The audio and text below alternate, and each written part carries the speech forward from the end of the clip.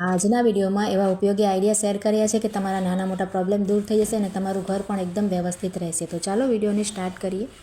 આપણે કબાટોના ડ્રોવર હોય ને તેમાં આપણે વસ્તુઓ રાખતા હોઈએ, પણ આ રીતે જો વ્યવસ્થિત ના લાગે.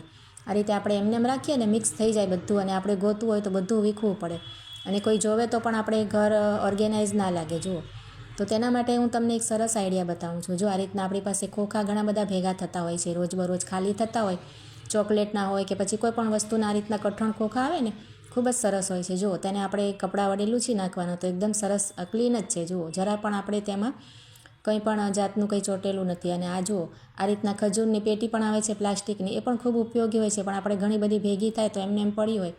અને આ છે ને મોબાઈલનું બોક્સ છે. જુઓ, તો મોબાઈલ પણ આપણે ઘરમાં બાળકો હોય તો લેતા જ હોય નાના મોટા.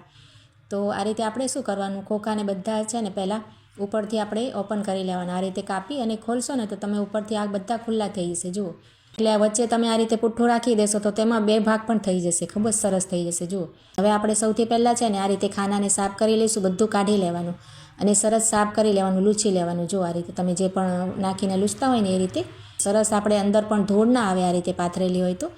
હવે આપણે જેટલા પણ આપણે ખોખા કાપ્યા હતા ને બોક્સ, તેને આ રીતે ગોઠવી દેવાના. જુઓ, સરસ રીતે બધા આવી જશે ખોખા. તમારે આ રીતે માપ કરી લેવાય પહેલાંથી જ. આપણે જેટલું પણ તમારે નાનું મોટું ખાનું હોય ને એ રીતના ખોખા આપણે લેવાના. નાના મોટા હોય છે આપણી પાસે ચોકલેટ વગેરેના કે બિસ્કિટના. અને જો આ રીતે મેં વસ્તુઓ ભરીને તમને બતાવી છે. જુઓ, બધી અલગ અલગ વસ્તુઓ એકદમ વ્યવસ્થિત રહેશે.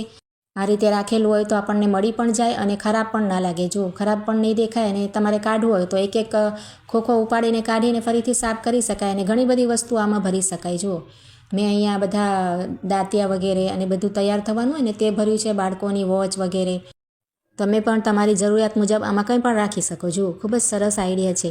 ત્યાર પછી જો આ રીતના આપણે મોજા છે ને કપડાં સાથે ધોઈએ ને વોશિંગ મશીનમાં, તો શું થાય કે આપણને તેને ગોતવામાં ખૂબ જ ટાઈમ આપણે વેસ્ટ થતો હોય. એક મોજું મળે અને એક આપણે નીચે જતો રહે ને આમ તેમ આપણે ગોતવું પડે.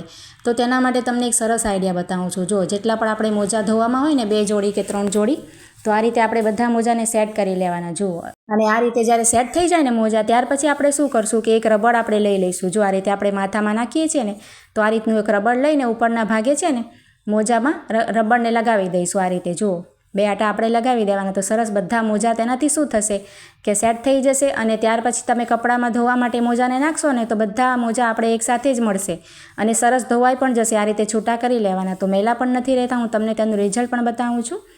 જો આ રીતે આપણે મોજા બધા ધોઈને આપણે અલગ કરી લીધા છે અને તમને જો બતાવું છું કે બધા મોજા સરસ ધોવાઈ ગયા છે, એમાં મેલ પણ નહીં રહે. તમે ટ્રાય કરીને જોજો. અને ક્યારેક શું થાય કે બાળકોને સ્કૂલ જવું હોય ને ચોમાસાની જો સિઝન હોય ને તો મોજા આમ તો સુકાઈ જાય પણ અંદરથી ભીના રહી જતા હોય છે. તો તેના માટે આ રીતના આપણે ડ્રાયર ઘરમાં હોય ને તો કદાચ તે લઈ લેવાનું અને તેને ચાલુ કરી અને મોજાની અંદર આ રીતે આપણે ડ્રાયરને રાખી અને 1-2 મિનિટ જ તમારે ચાલુ કરશો ને તો મોજો અંદરથી એકદમ સરસ સુકાઈ જશે. જુઓ, એકદમ સરસ આઈડિયા છે.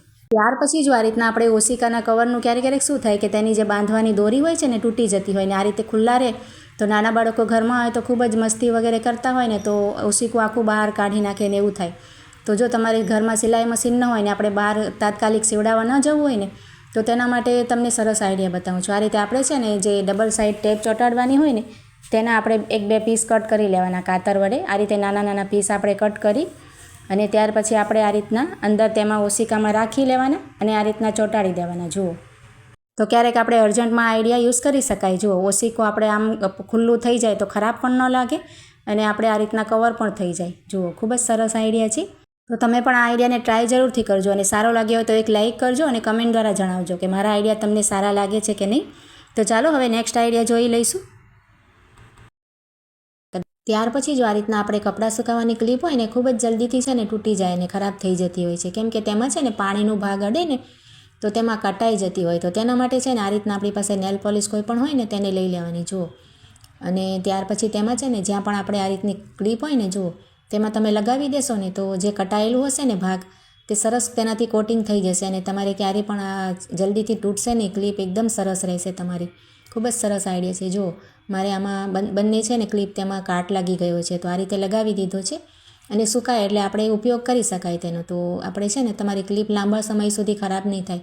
આ રીતના પ્લાસ્ટિકની હોય કે પછી સ્ટીલની પણ આવે છે ને તેમાં પણ તમે આ રીતના ટ્રાય કરી શકો. જુઓ, કોઈ પણ ક્લિપ હશે ને તો સરસ રહેશે. જુઓ, તમારી સચવાશે. તો આજના આઈડિયા બધા કેવા લાગ્યા કમેન્ટ જરૂરથી કરજો અને સારા લાગ્યા તો લાઇક કરજો અને ચેનલને સબસ્ક્રાઈબ કરજો.